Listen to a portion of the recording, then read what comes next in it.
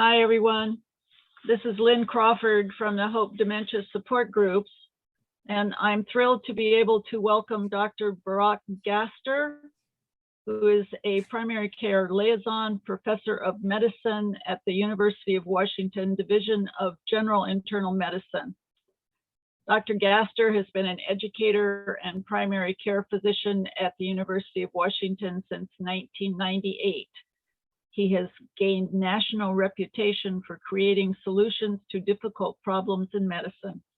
He's had more than 15 years of experience as a clinician, a teacher, and improvement leader at the University of Washington. He's designed training for primary care providers. His goal is to educate PCPs in how to identify dementia earlier and how to help patients and their families navigate this difficult disease.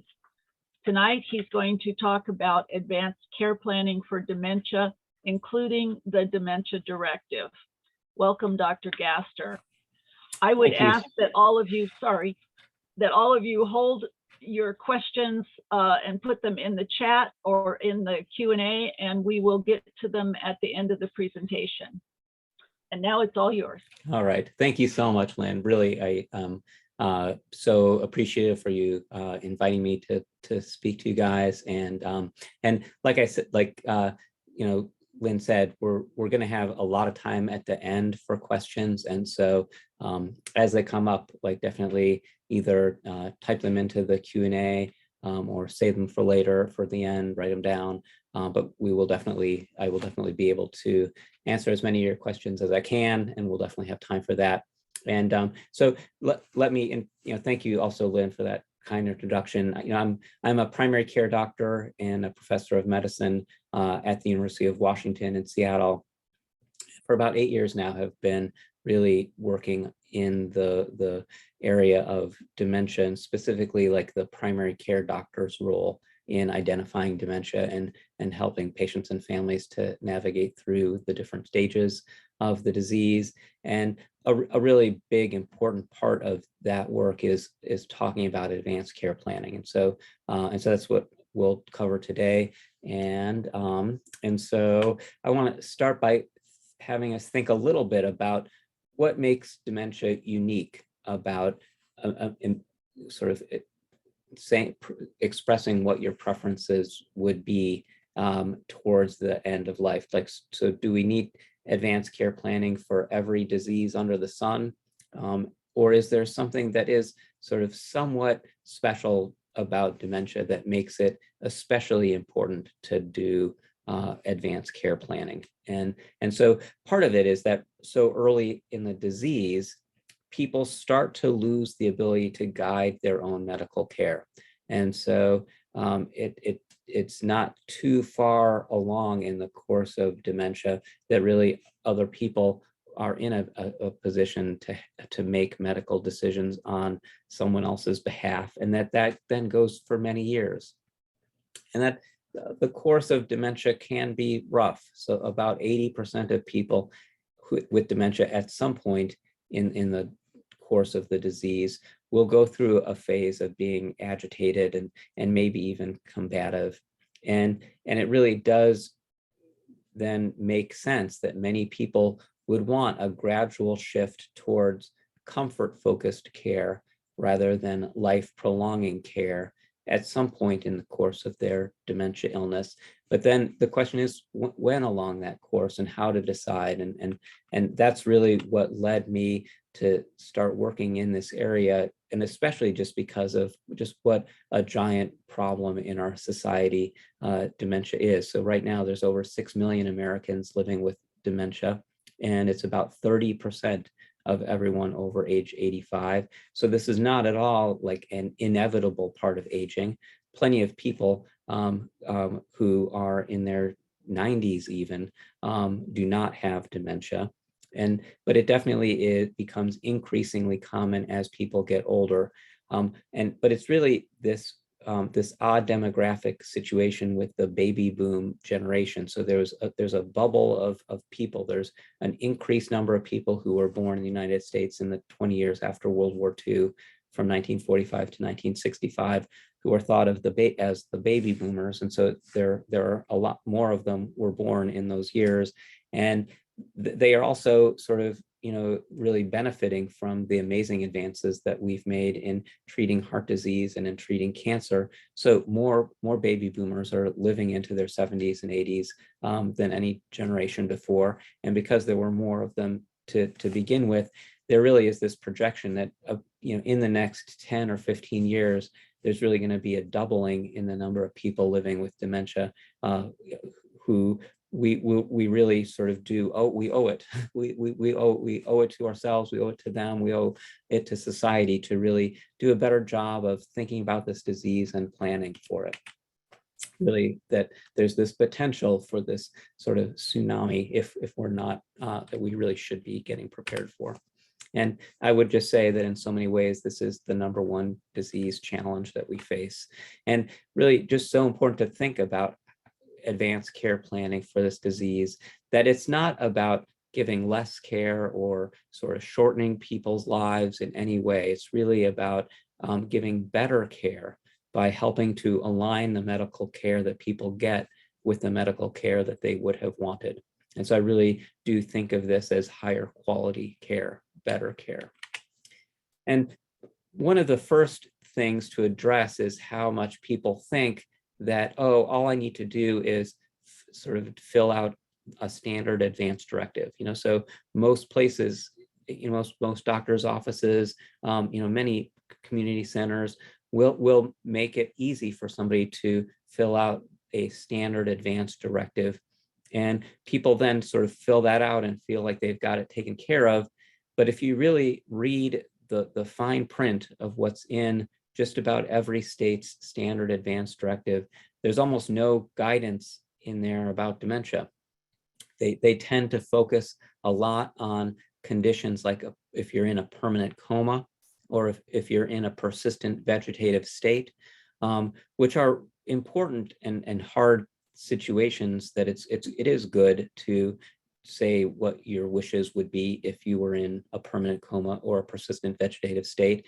But those are actually very, very rare. So maybe like 1 in 10,000 people will ever be in a permanent coma or a persistent vegetative state. And so it's a little bit odd that the main focus of these standard advance directives is for these really uncommon situations, and then giving almost no guidance on the #1 reason that people lose the ability to make decisions about their own medical care, which is dementia. And part of the reason that it's hard to find a structured advance directive for this illness is that it's a complex illness, that people with early dementia still may have many years with really good quality of life left. But then there is this slow decrease in quality of life as people go from a mild to moderate to a severe stage. And so it is really true that most people would want different goals for their medical care along those stages. And I mean, it's just so important to, acknowledge and celebrate, how good one's life can be, especially in the early stages of dementia, where it's not just like, oh, if I have dementia, put me out, because dementia is not just this like one thing. It is really this very complex, somewhat unpredictable sort of journey that it's important to acknowledge and to respect and to understand. And yet people do have like pretty clear ideas about what they would want for their own care. And so this slide goes over a study that was done in Boston, where they took 200 people who were all over age 65 and did not have dementia. And it showed them a video series where they were shown very balanced depictions of people living with dementia. And they went really far, the people who created these videos, to not sort of bias them and make them sort of more gloomy or more rosy than most sort of average people's reality with dementia is, and showing some degree of a variety of situations. And then they asked these 200 people, what they would want the goals for their medical care if they were if they had that condition. And 72% indicated that they would want comfort-oriented care only, meaning that they wouldn't want any medical care that would sort of prolong their life. And I think this is really an important study, an important data for us to really acknowledge how much more often somebody says that that's what they would want, then that's probably sort of what they actually get. And so it really is such a challenge to how to help people to communicate their wishes, because on one hand they could just if somebody does have wishes about it, then they can share those thoughts in a sort of just a general conversation with their loved one, and hopefully their loved one would remember it. But it's often going to be such a vague memory that is like not necessarily easy to sort of put into action, that it really does raise the question of, could we develop a more structured way for people to communicate and express their wishes? And so that's really what led to the development of the dementia-specific advanced directive, or Dementia Directive, that we developed here at the University of Washington with input from experts in palliative care and neurology and geriatrics.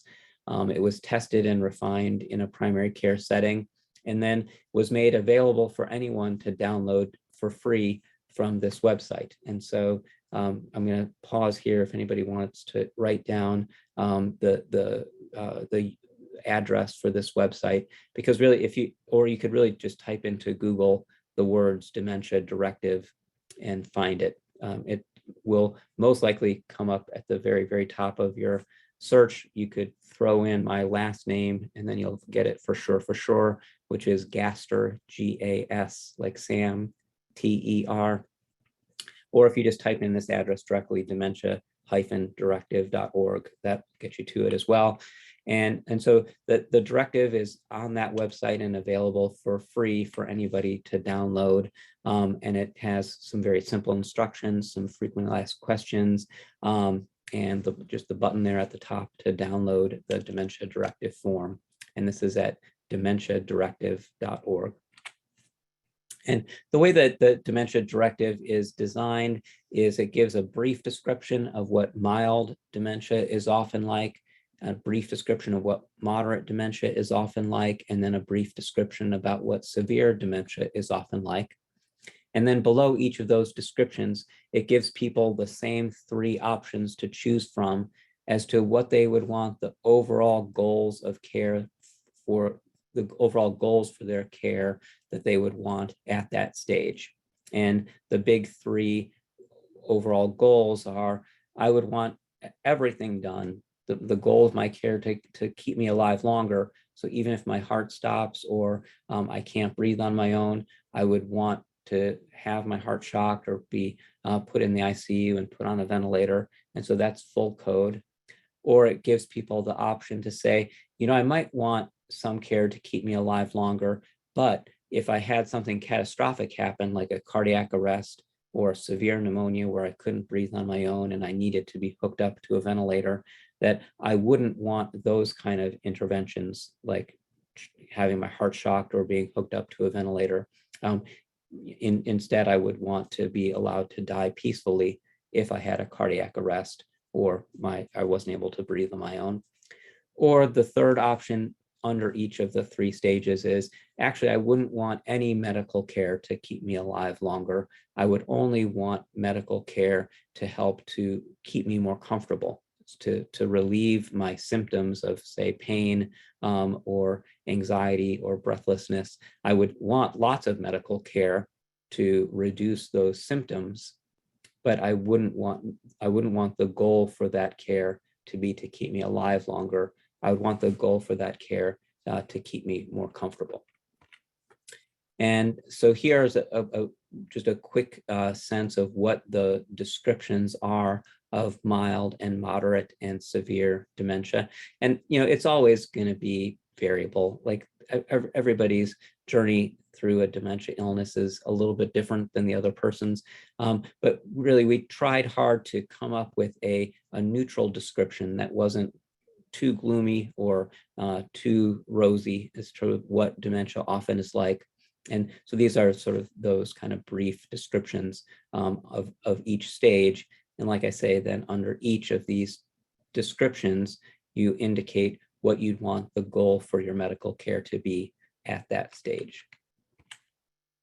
And we were really careful to include in the directive itself some explanation, some why-based value statements, so that it's not just sort of check boxes of, I would want this or I would want that, but it actually does try to describe why somebody might choose one of these three goals of care options. And the most important explanation is under the middle one about no CPR and no intubation, where it really helps people to understand that if somebody has a cardiac arrest where their heart stops, there is it's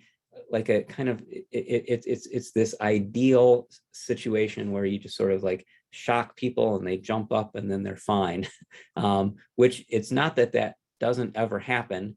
And it especially is a very possible thing that can happen if somebody has a cardiac arrest when they're in their, say, 40s or 50s or 60s, or even if they're 80 and are very, very healthy, then they can often survive a cardiac resuscitation like that. They don't sort of immediately pop up and are fine. You almost will always need to intubate them and have them in an ICU, at least for a while.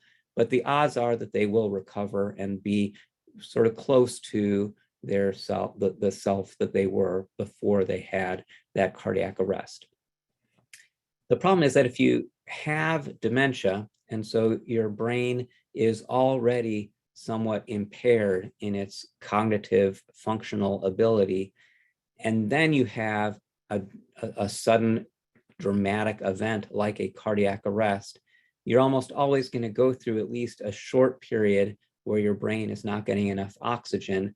And so even if somebody does survive a resuscitation from either a sudden cardiac arrest or a severe pneumonia where they're not able to breathe on their own and often their oxygen levels will go very low, even if somebody with dementia survives an episode like that, the odds are very, very high that they will be much more permanently impaired than they were before that event happened.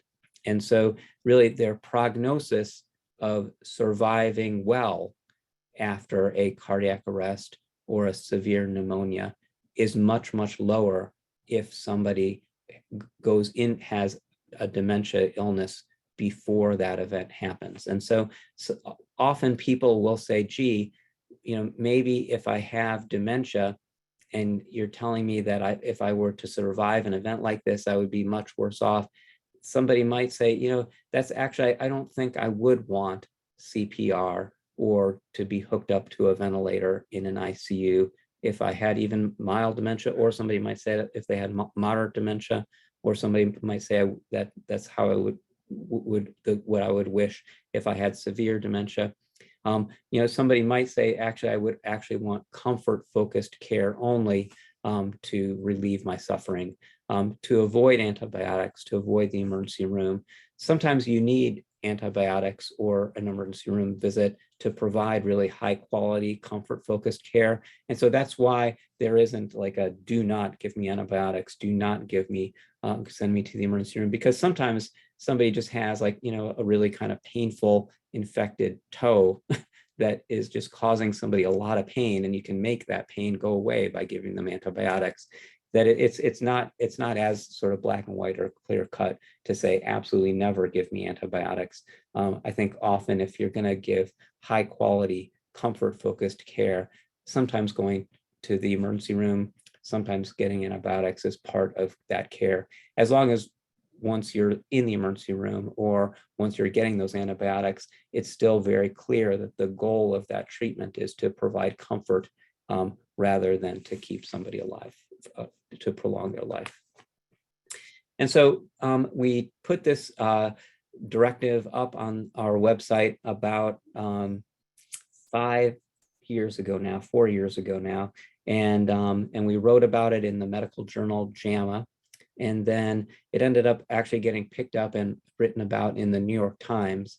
And so really within its first few months, tens of thousands of people went to this website and downloaded the directive, and that has continued really at about a rate of about 1,000 people per month.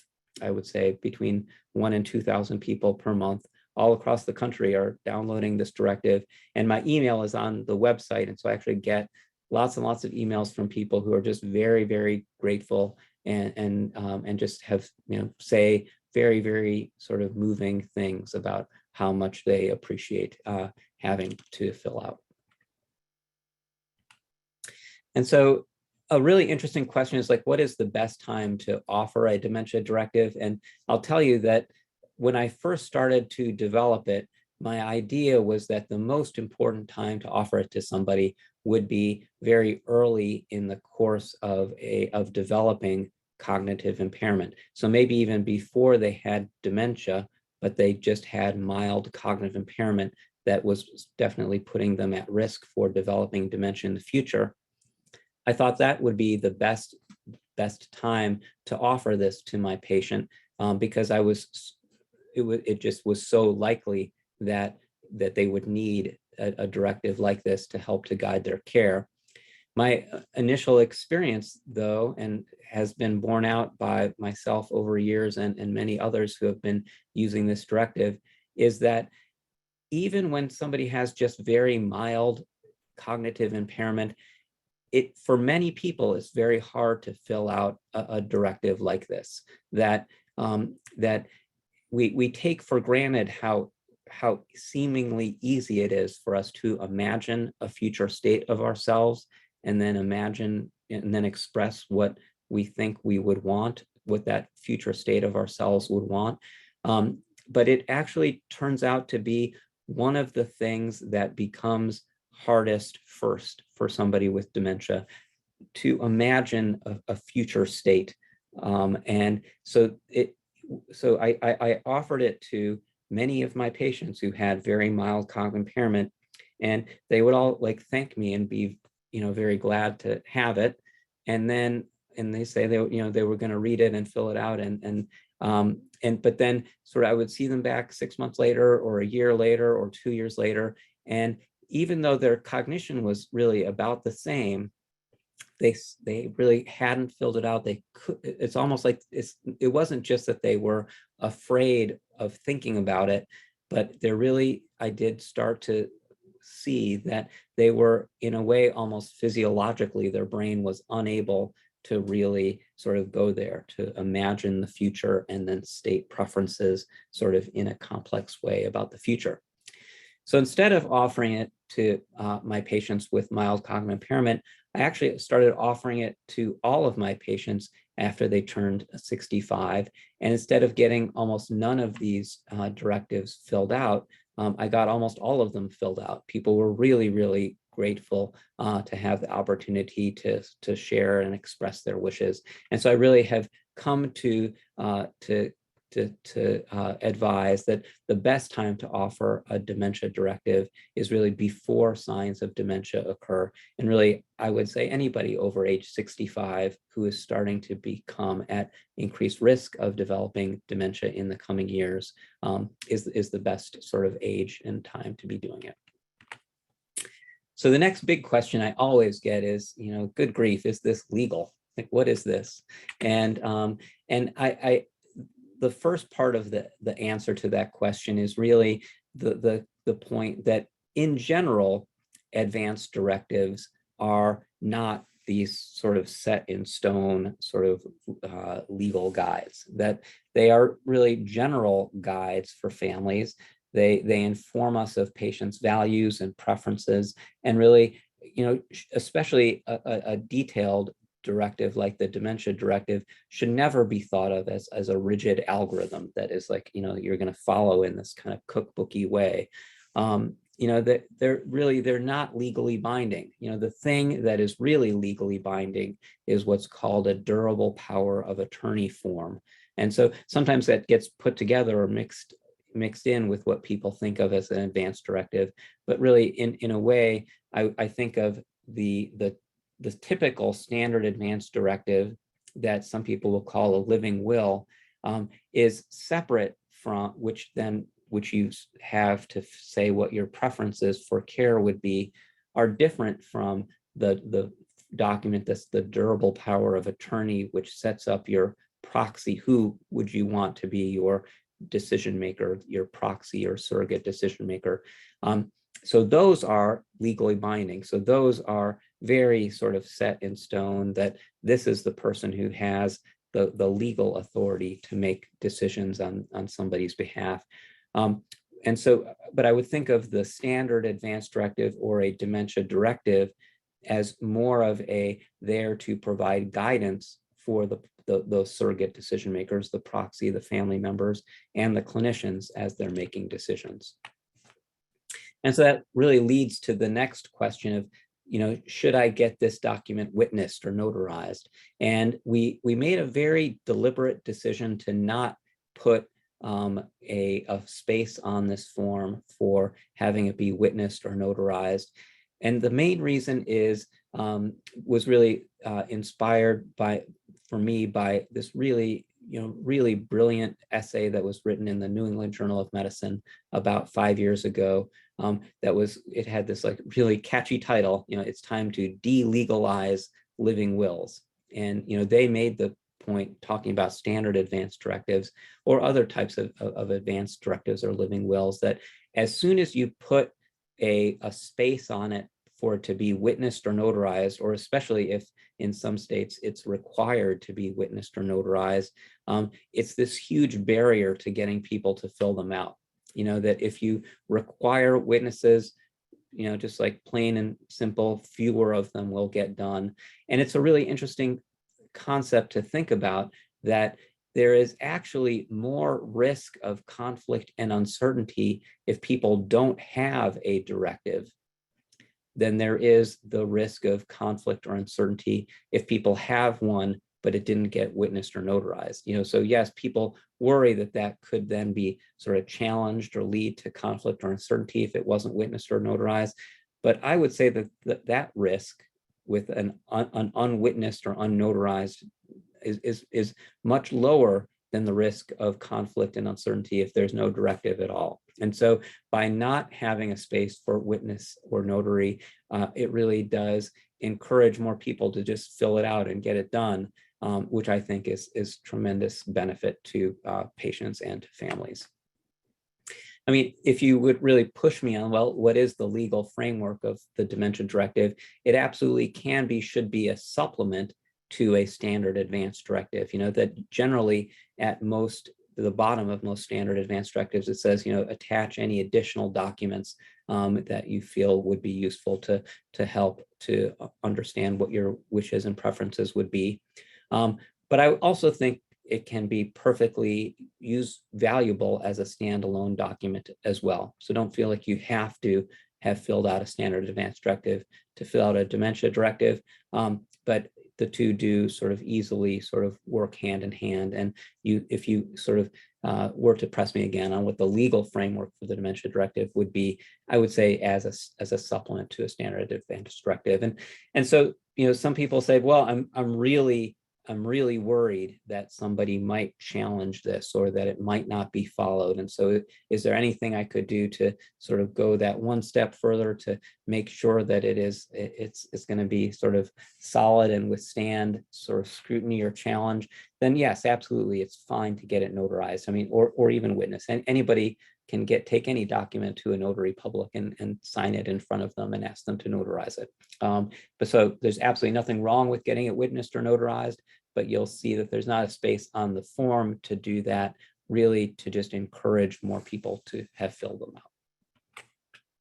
And so in terms of the value of filling a dementia directive out, I really think of it as really, it's a guide to help people express their preferences.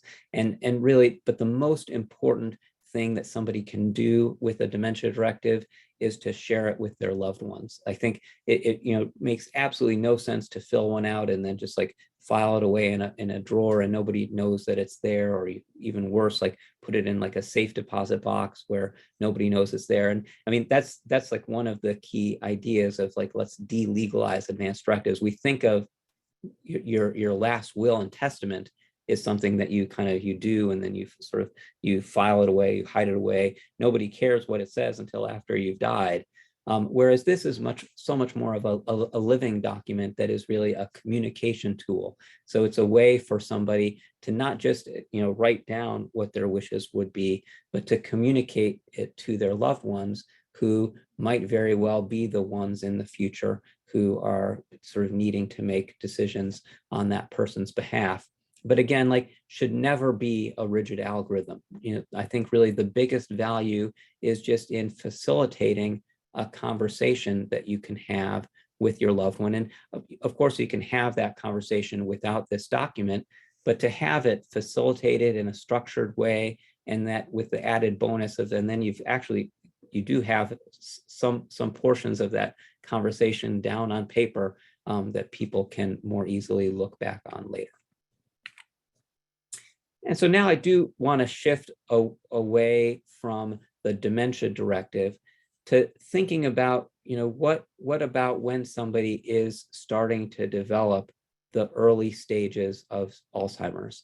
And so that can either be when they have mild cognitive impairment still, where they're still independent with their activities of daily living, or if they're starting to lose some of the ability to be fully independent with things like cooking or cleaning or getting dressed, and are more moving into a stage that we would call more early dementia. That is the most important time for somebody to fill out a durable power of attorney form. So this is a very legal document, and every state has its own version of it, which sets that proxy decision maker. So who would you want making medical decisions on your behalf if you weren't able to? And whereas with the dementia directive, it's a much more complicated thing that somebody has to do to fill it out, of imagining a future state of themselves. And that can often, again, be difficult for somebody with early stage dementia. Whereas the ability to say who you would trust the most to make medical decisions for you, you have capacity to make that decision and fill out this form sort of much longer, generally speaking, than a dementia directive. And so as people are developing early dementia, this is such an important form to fill out.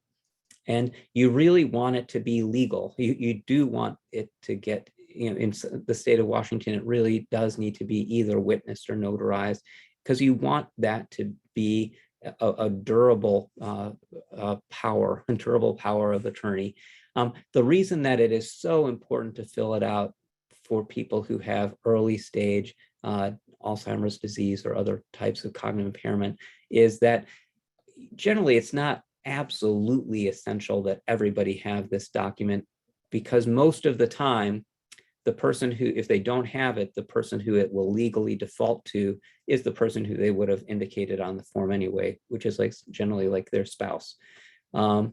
What's different about dementia is that this is a 10 to 15 year disease, where it's very possible that their default decision maker, usually their spouse, might not be available to serve in that capacity as their decision maker 10 or 15 years down the road.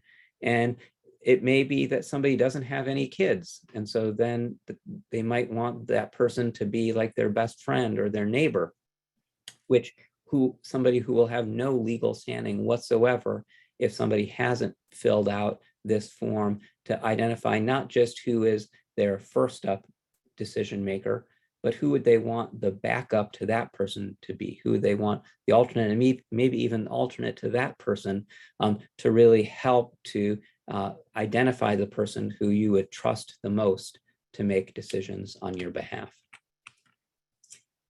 As somebody moves into a more moderate stage of dementia, then it really is important to start having the conversation of, and the way that I will often start a conversation like that is, if somebody could sort of look on themselves now from before they had dementia, let's try to imagine having a conversation with that person to say, looking at themselves now, what would they say that they would want as the goals for their medical care? And, talking about the stress and potential harms of things like CPR, trips to the emergency room, imaging tests. Those are all really important and tricky things to talk about. And so here I really point people to like a wonderful program that's often also based in Boston, called the Conversation Project, where anybody can download for free like structured conversation tools to help you have conversations like this. And they have one that's specifically about dementia that I very highly recommend. And again, that's the Conversation Project. The next really, really important tool that I want to give a big plug for is what's called the POLST form. And so every state has its own version of the POLST form.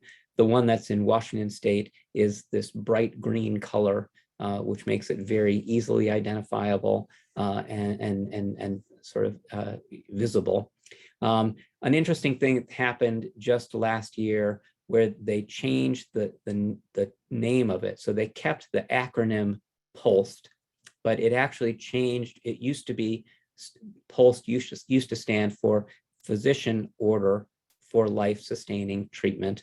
But in 2021, they changed the name to be Portable Order for Life-Sustaining Treatment, really making the point that it doesn't have to be a physician who is signing this document.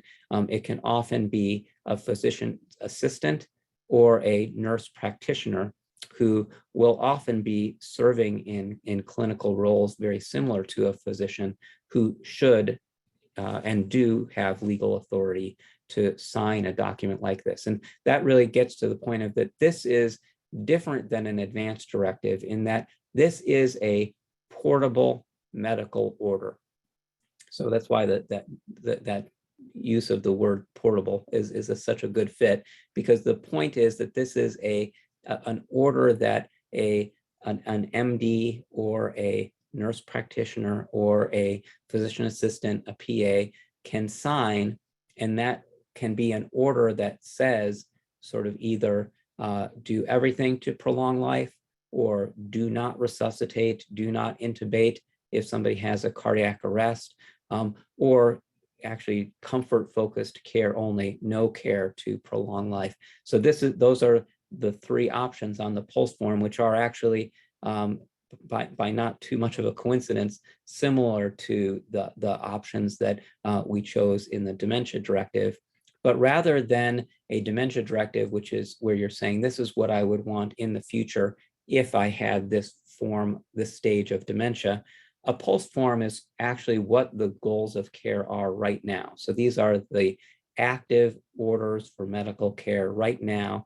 And they are so valuable as portable communication tools. So it's just because you fill out a POLST form and it is operational for when you're in your home, if you were to go into the emergency room or the hospital, they would have to reassess and restate those orders. So those orders don't work once somebody enters into a hospital. The doctors in that hospital would then need to sign new orders. But if you go into that, if you arrive at that emergency room or that hospital with a POLST form, then as a communication tool across the sites of care, say from home to the hospital to a skilled nursing facility and then back to home, having that POLST form signed really allows that conversation to sort of not start from square one, but to actually start from the last place that conversation was happening when that POLST form was filled out. And I really would point to the same types of reasons why, like those value statements that helped to distinguish between which of the goals of care options should you choose on the Dementia Directive, are also very similar to the value statements of preference that you should take into account when filling out a PULSE form. And so again, especially in the context of dementia, choosing no CPR or no intubation is a really, really rational thing that many people would choose, because people with dementia who survive a catastrophic cardiac arrest or a severe pneumonia where they have to be hooked up to a ventilator, even if they survive those events, they're at very high risk of being in a much worsened state, even if they were to survive. And so somebody might say that they wouldn't want that kind of interventional care. Or somebody might say comfort-focused care only, which is, again, only care to relieve symptoms, because of the higher risk of adverse effects of agitation, more complications from many of the interventions that we can do to keep people alive longer if somebody has dementia. And so, again, just remembering that phrase, imagine if your loved one could look on themselves now, what might they say that they would want when filling out a PULSE form? And so another question that comes up a lot with dementia is the issue of tube feeding, because in the advanced stages of dementia, it does become harder and harder for people to take in food by mouth. And so there does sort of become the question of, well, what about putting in a feeding tube, sort of like, poking a hole through somebody's abdomen directly into their stomach, and then pumping nutrition into their stomach directly like that.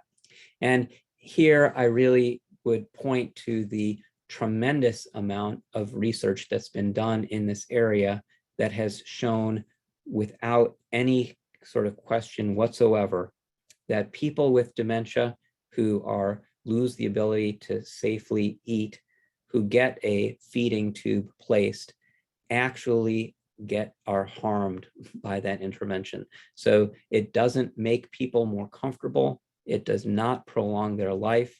It causes more aspiration pneumonia, because the fluid that's there in the stomach will often get aspirated and go down the wrong pipe into the lungs.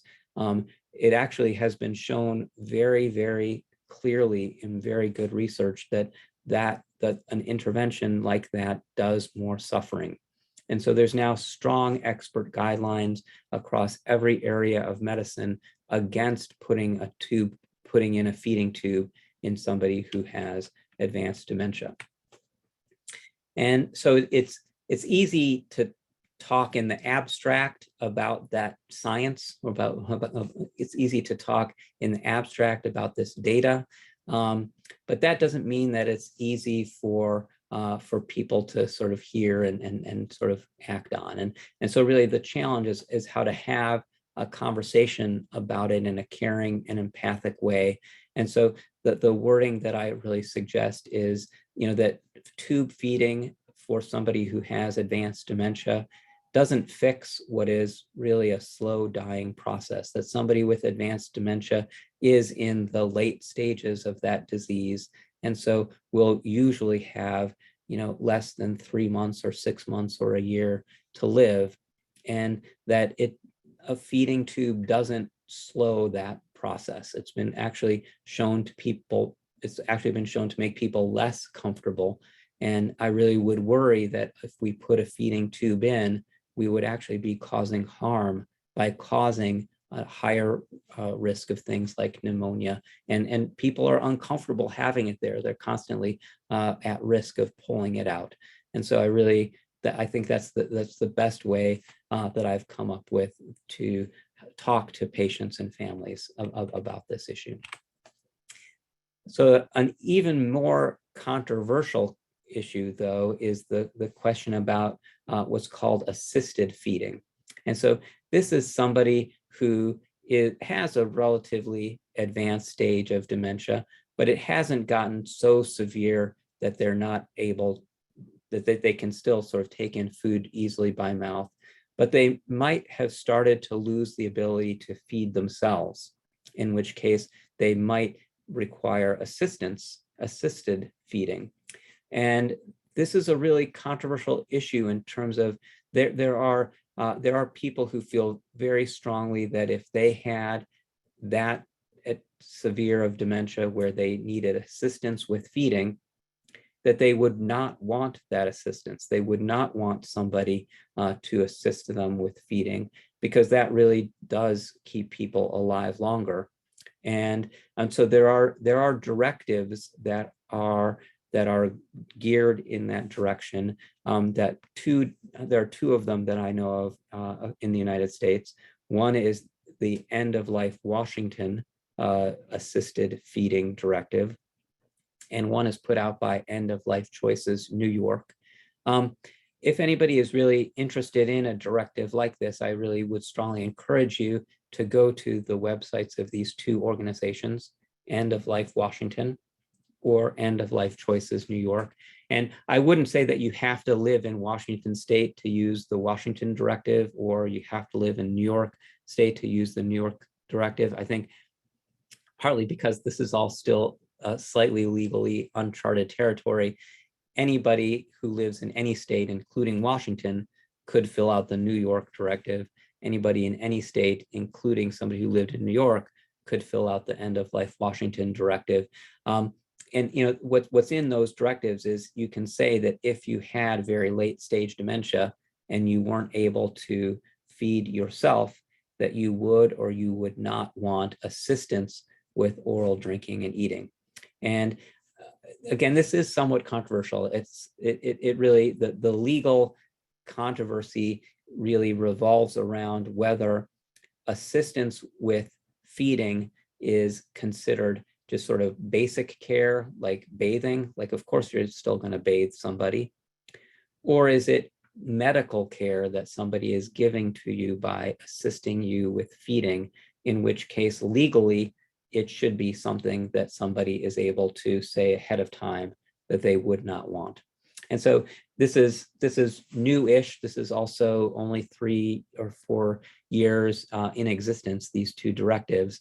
And so it really will not be legally, we won't have legal cases to challenge it and assess whether it will hold up to legal challenge until somebody has filled one out and then years and years later is in a situation where their family say wants it to go into effect, but somebody else may be like, no, that you can't do that. That's against the law. And then it will go into the courts to decide. And so it's just important to know that these are relatively new, 3 or 4 years around now, and very controversial. There are people who feel very strongly on both sides of this controversy. The Dementia Directive that I developed doesn't have anything in it about assisted feeding, or even more controversial, something like death with dignity for somebody with dementia. Those are not in my Dementia Directive at all, mainly because I wanted to make sure that my Dementia Directive was as sort of uncontroversial as possible. I really wanted it to be something that a wide majority of people would be able to sort of accept and look at and say, yeah, this is like a reasonable, not controversial thing that we all need and should be doing. But for those who do have sort of some of these more sort of pointed sort of wishes about some like assisted oral eating, I really would direct people to either of these two documents, either End of Life Washington or End of Life Choices New York. All right, so that's the end of the presentation that I have. And so like I promised, we'll have plenty of time to do question and answer. But I just want to leave you with these 4 key points about advanced care planning for dementia. That before dementia, so important to offer a dementia directive to everyone over age 65. There's certainly going to be many people who do not want to fill this out, and people should never be sort of pressured or sort of dogged about doing it if they don't want to. But I think many people do find it a useful and valuable experience to go through filling it out, and then to, again, share it with family members, have that conversation, give them copies of it. And again, anybody can download it for free from the website dementiadirective.org. If somebody has mild dementia, again, it's probably most people with mild dementia are going to have difficulty filling out a dementia directive. And so there, the most important form to fill out is the durable power of attorney for healthcare document, which is really as soon as possible. While somebody still has the capacity to fill out this form, it's really important for them to do so, because it's going to go beyond just who their sort of most usually obvious sort of first up decision maker is going to be, their spouse, to like who is the backup to that person, and maybe the backup to that person, because over the course of their dementia illness that again might last for 8 to 10 years or more, that sort of that usual default person may not be able to serve in that capacity all those years later. In somebody with moderate or severe dementia, I strongly encourage and validate the use of the PULSed form. Really appropriate, really valuable to really help to get that alignment between the care that somebody probably would have wanted and the care that they get, which in so many ways everybody would agree is better care. And so just remember the phrase, imagine if your loved one could look on themselves now, what might they say that they would want? All right, so that's the end of my presentation on advanced care planning for dementia. I want to thank you all so much for listening, and putting up the website again that anybody can download that directive for free. And so now let's go ahead and take some time for questions. Do you want me to stop share? Totally up to you. I don't care. You can either leave it up there if people are still writing this down, or feel free to stop share. It's up to you. What we have done in the past, and if it's okay with you, is that I will send them a copy of the Dementia Directive at the close of our meeting. Okay. Yeah. And I would actually even better than sending people a copy is sending people a link to the website, only because then I'm able to keep track a little bit better of who is sort of accessing it. But so obviously either way is fine. I mean, my biggest sort of priority is to have more people have it in their hands and think about filling it out. But I always slightly sort of, it's slightly better if people click on the website to get the document. Then I'll send the link. Yeah, great. Okay. So question number 1, what about falls and surgery to help with keeping mobility, knowing that after anesthesia, they may not be the same? Yeah. Is this taken into consideration? Say you are at moderate and mobile, but love your life with your wife, but need care to eat and such, but you are not aware of how bad you are. I would want a document to say that I would get surgery to keep mobility, not just to go on hospice. Yeah, and that's such a good question. I really am incredibly sort of respectful of that question, because it really does identify a very common situation that people really struggle with as to what happens. I mean, a fall, because falls are common in people with dementia, and when people fall, breaking their hip is a common thing that happens. And so then there is that really hard decision, depending on where somebody is at in their dementia illness, whether to take them to the operating room and repair their hip, which is tricky, because there's definitely risk of anesthesia. There's risk of the operation where somebody is not necessarily at that much higher risk of dying, but they are definitely at risk from being left with more cognitive impairment after a big operation like that. And the delirium and difficulty that they can have with recovery from surgery like that in terms of it can be harder to use physical therapy. It can just be harder to recover. And so it's not at all that that isn't the right sort of choice for somebody at some stages of dementia, but it's also a perfectly reasonable thing for somebody to say, gee, if I had like severe dementia, I don't think I would want to go to the operating room in that setting. And I really would just want to be kept comfortable. And you know, it is hard. I mean, because in some ways going to the operating room causes more pain than the comfort care that you can provide to somebody in bed, giving them, you know, pain relievers for the pain of their hip fracture. So it's just very, very complex. This is exactly the kind of situation where I would really caution against using a dementia directive to be too prescriptive or too algorithmic or too fixed in, I would want this in that setting, but not this in another setting, because no matter what, there's always going to be difficult contextual factors that will come into play in that decision that I think having a conversation with your surrogate decision makers and letting them know what your wishes are, you know, is going to be absolutely useful. And somebody who feels really strongly about it, then absolutely, you know, anybody can add any sort of narrative to any standard directive or their advanced directive to say what they would or would not want in some situations, but be a little bit cautious about doing that where there could be lots of unforeseen circumstances that will not be black and white, and that you will want to still be able to provide the surrogate decision makers with a fair amount of flexibility to sort of put what they think you would have wanted sort of into action. So our next is a question and a comment. I find that a majority of people I know are in denial. I know people in their 70s who don't want to talk about their will, death, medical planning, etc. I'm not sure how to talk to them about this without them being offended.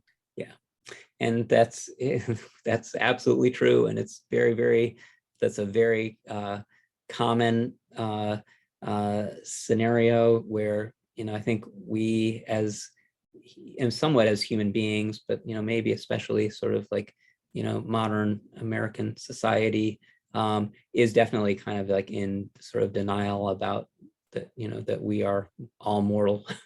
You know, I think people just are, that there's definitely some people have a lot of value just sort of like living in the moment and not wanting to sort of like go into what is, you know, for many people a scary kind of thought experiment of, you know, gee, what if I'm really, really, really sick, or I'm, you know, gonna die, or I have Alzheimer's disease.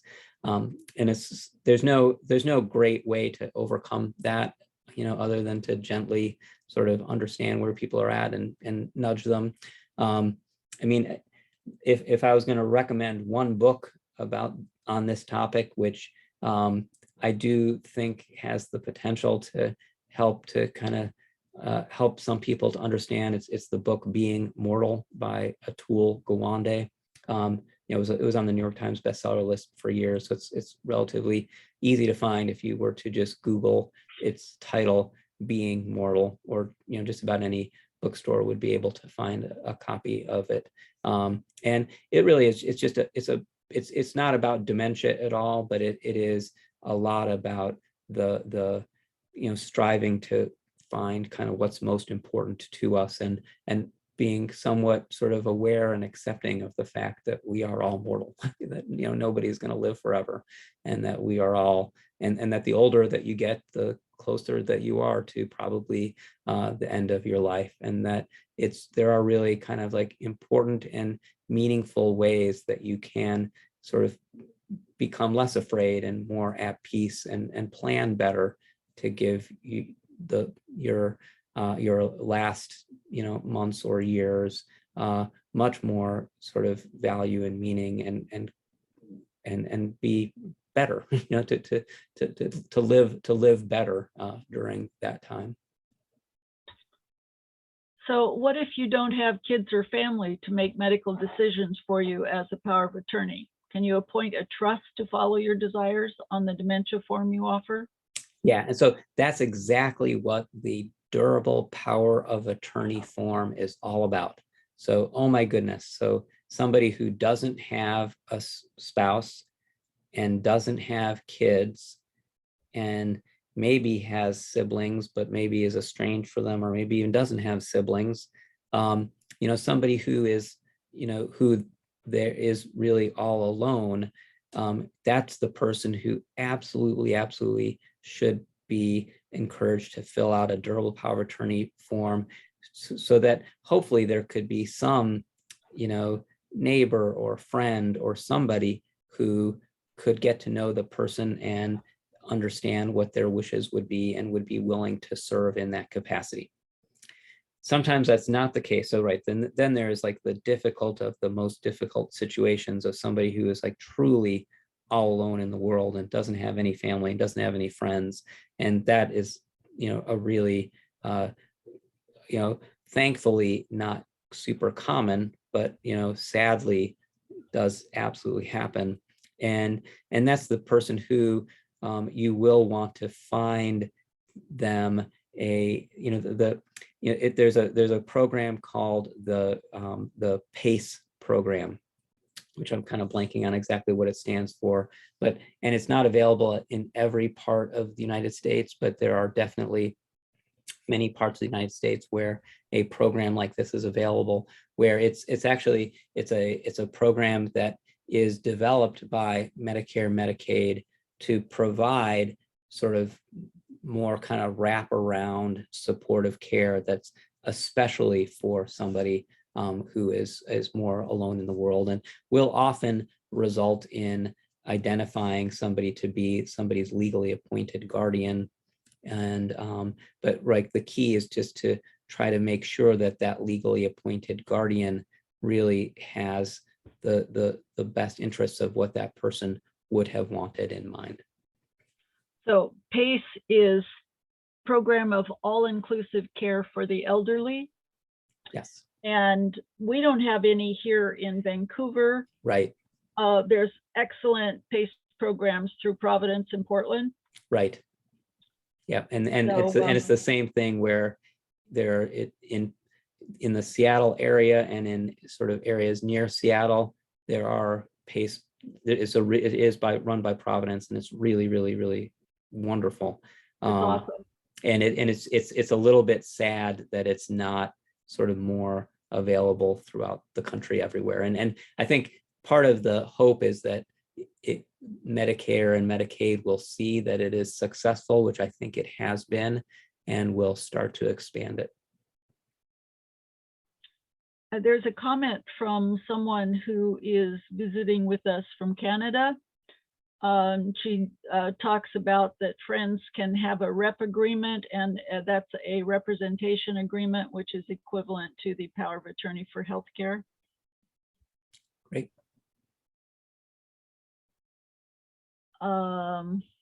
And then also a comment that in Canada, they have the representation agreement and power of attorney are two different designations. And there is also a designation that is equivalent to our guardian ad litem, the TSBM.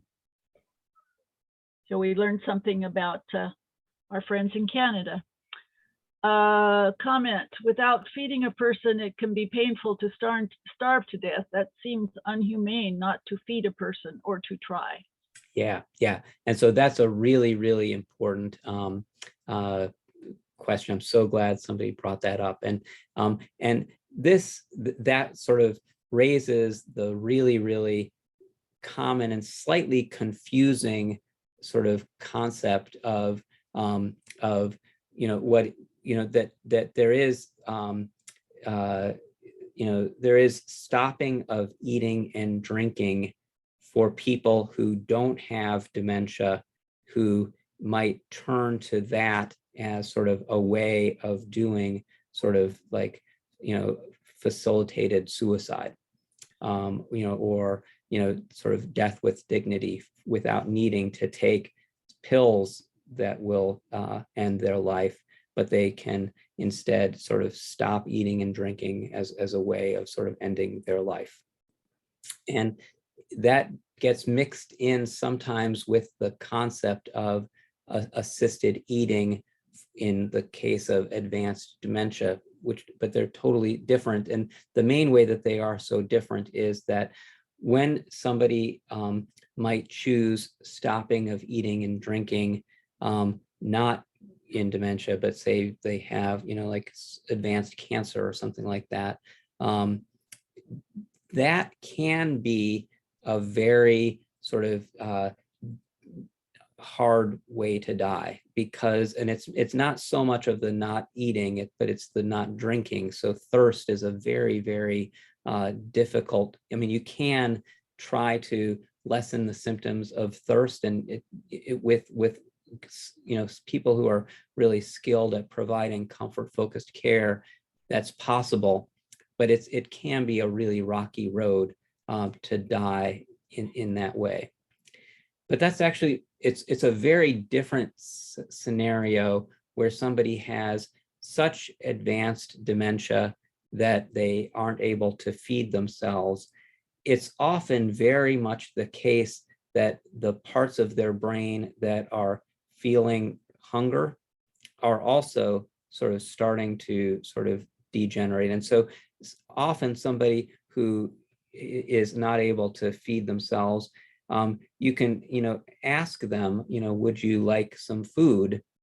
And they will kind of like, they will not necessarily be showing any signs of hunger, or necessarily be more comfortable by giving them food. And I would not necessarily recommend that you still might sort of offer somebody sort of like water, because I do think that the sensation of thirst is potentially more discomforting than the sensation of hunger. But I mean, I have definitely been aware, and I think there is a lot of experience that people who have such advanced dementia that they're not able to feed themselves can often usually have a very, very peaceful sort of, last sort of weeks or even months of their life without getting assistance with feeding. And it's not to say that you couldn't, offer, little bits of sort of comfort feeding that somebody might find enjoyable.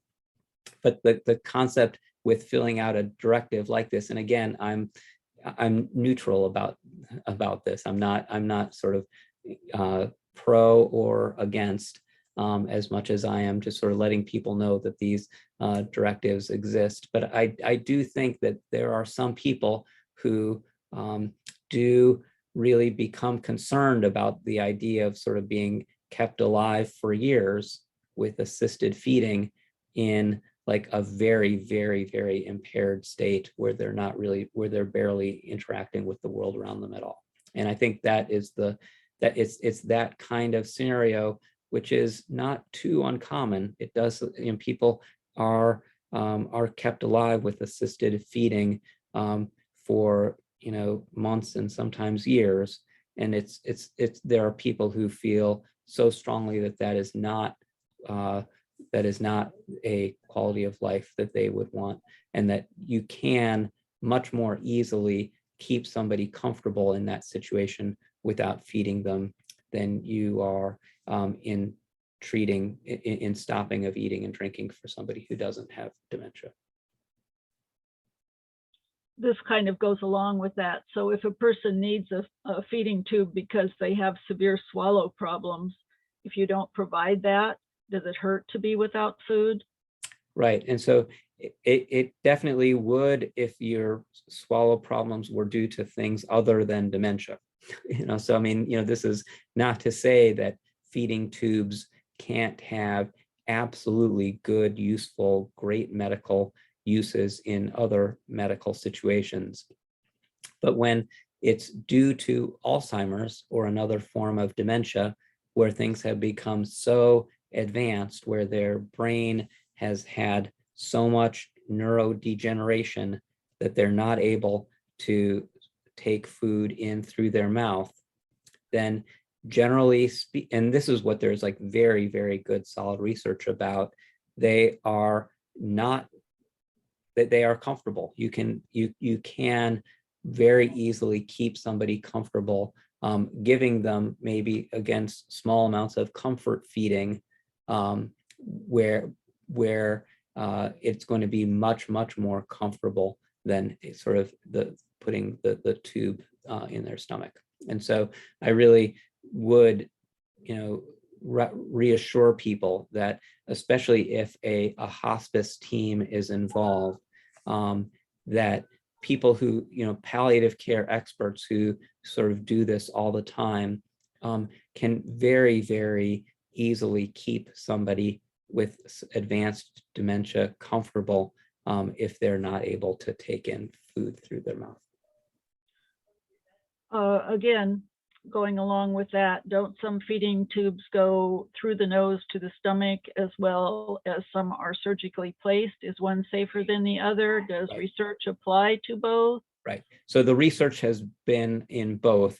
The feeding tube that goes through the nose is almost impossible to keep in for somebody with dementia. I mean, that even a tube that's in the stomach, the biggest risk is that they'll yank it out.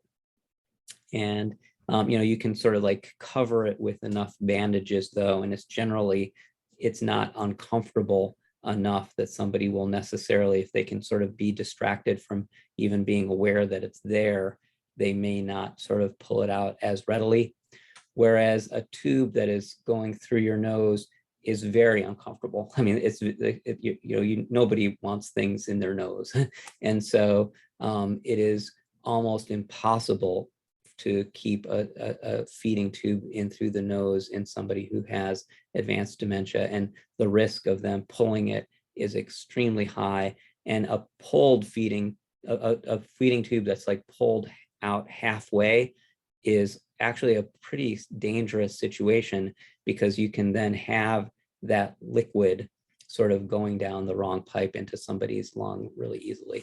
And so so a feeding tube through the nose is even worse than a surgically placed feeding tube for somebody with severe dementia.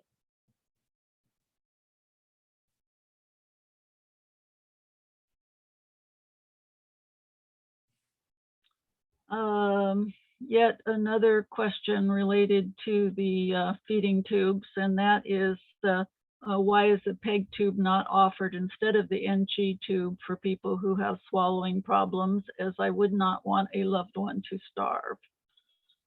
Yeah, and again, it's such an important sort of like point. I'm even going to go back to that slide if you can still see the slides.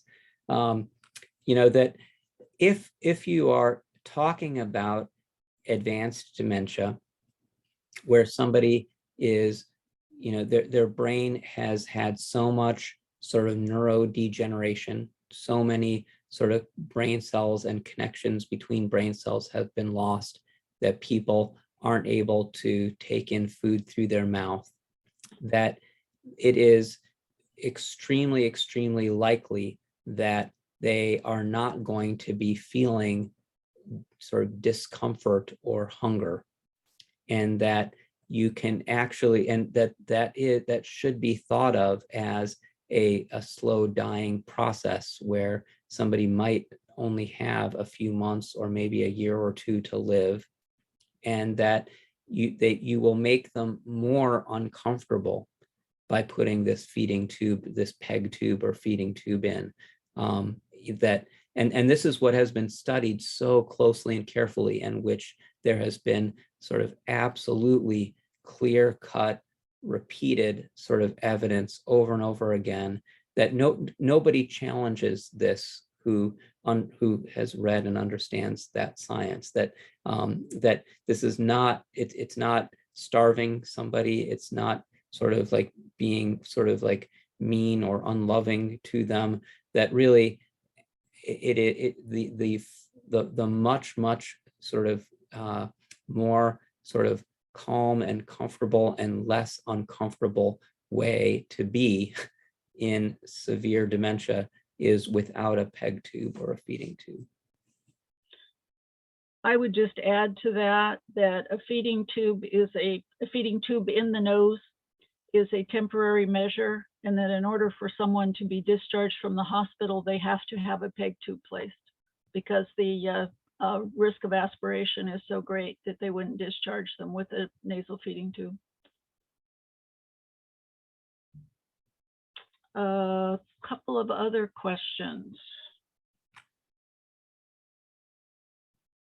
What specific questions should I be thinking about if I'm considering completing the directive?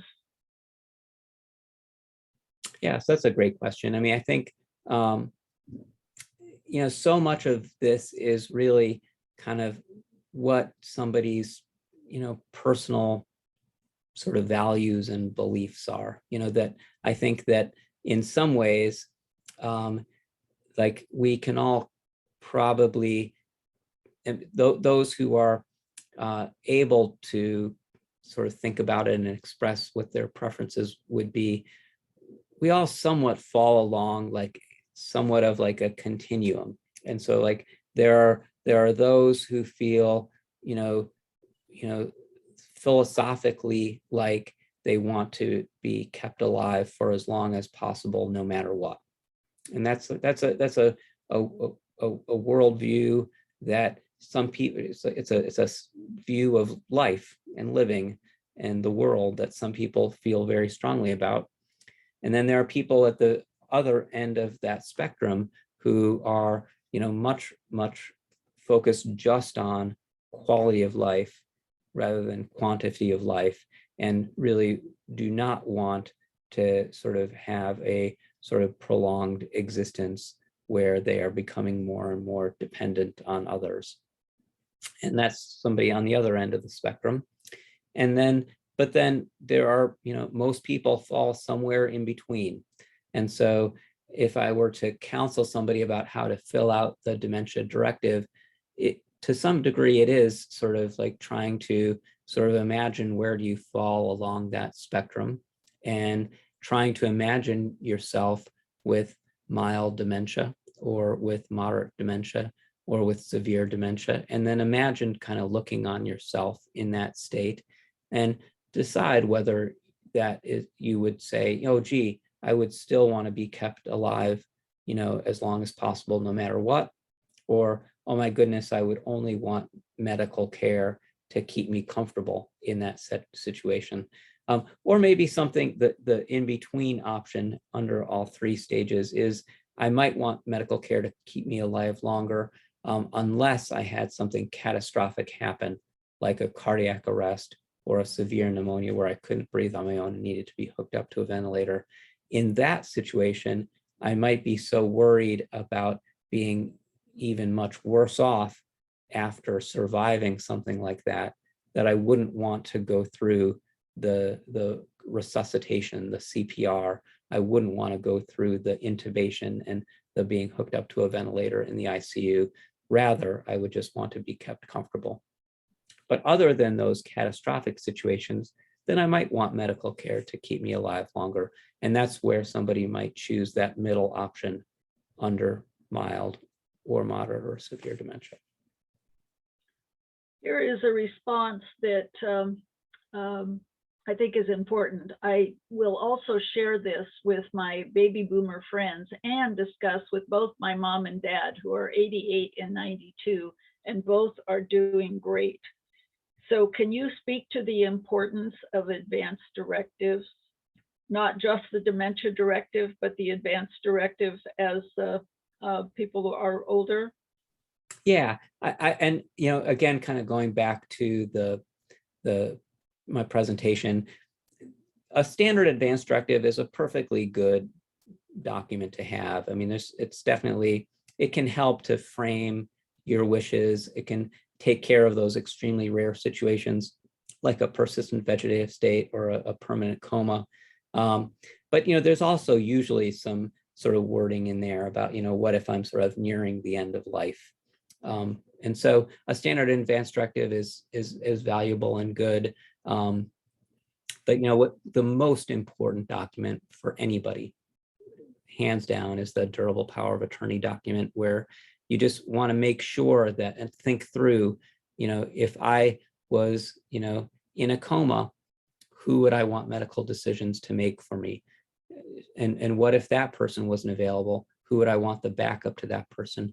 And really go one step further. And what if that person wasn't available? Who would be the third person that I would want? And that is such an important document. It's so useful, and it's a little bit tricky because you do, in almost every state, you need to get it either witnessed or notarized. But that's absolutely the most important, valuable advanced care planning document that somebody can fill out. There's another question about the form. You mentioned that it shouldn't be in the safe deposit box.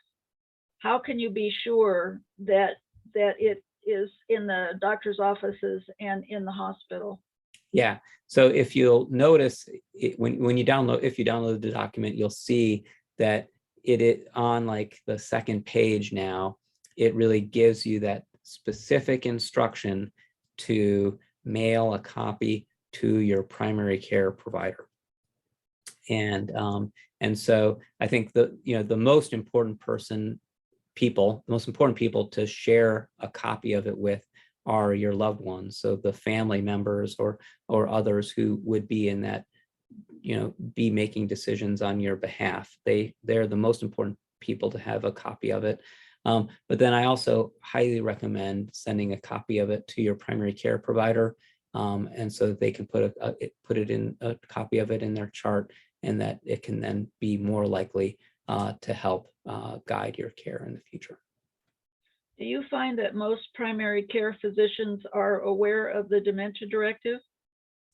No, it's definitely been increasing, but I would say that that probably more sort of non-doctors are finding out about it and downloading it from the web than doctors are.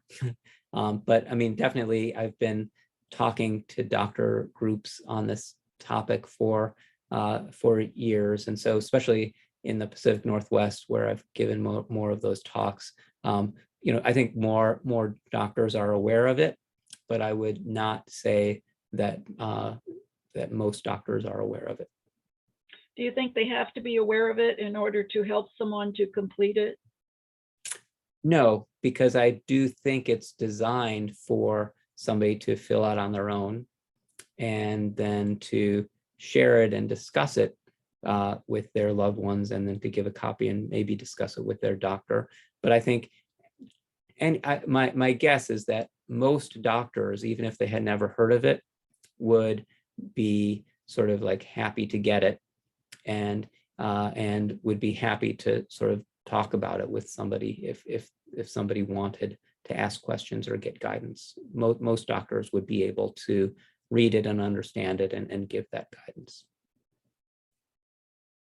Well, we have a whole slew of thank yous, which is always nice to see. Thank you, very thought-provoking, a clarity of options, excellent program this evening. Thank you. This has been a very important and comprehensive presentation. Thank you so much. Yes, my husband and I have provided our doctors with our advanced directives. This is a great topic to share with our friends and families and neighbors when we're meeting for coffee. That's a great way to end a program. So thank you so much, Dr. Gaster. All right. No, again, thank you so much for having me, and really happy to join you. Appreciate the invitation, and hope that you all have a restful night. So everyone, I want you to be aware that next month we will be having a pharmacist who is a pharmacist specializing in geriatric medication. His name is Charles Huckabee, and he will be presenting for us in May. Thanks again, Dr. Gaster. All right. Thanks again, Natalie.